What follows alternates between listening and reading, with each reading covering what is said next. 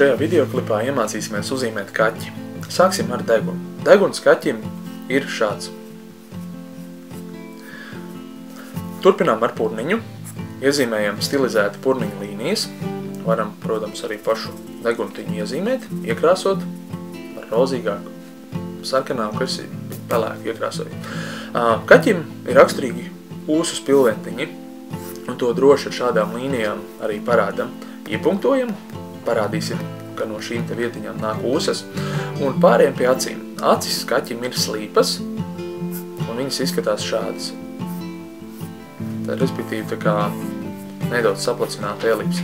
Acu zīlītes kaķim nav apaļas, bet gan kā mandeles ar tādiem asākiem stūrīšiem. Uzzīmējam kaķim apakšējo žoglīti. Kāpēc es šādu viļņot svītiņu uzlieku, tad iedomājieties, ka viņš ir spalvent mums kaķīts, viņš nav mums sijāmietis. Un pārējām pie jau ausīm un pie sāniem. Kaķim ir ļoti garas spalvas, un to mēs arī sānos tad parādam, mēģinām parādīt, ka mums kaķīts būs spalvens. Pie ausīm. Zaķim būs garākas ausis, kaķim būs īsākas ausis. Es uzzīmēšu kaķi ar spicām ausīm uz augšu.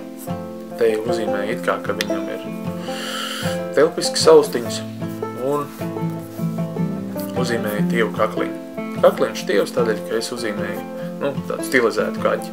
Un ko daram? Pēdējais, ko daram?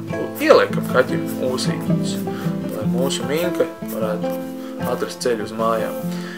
Lūk, ko tad mēs esam iemācījušies uzzīmēt? Mēs esam iemācījušies uzzīmēt kaķi ar elementārām līnijām un lai jums jauks zīmējums!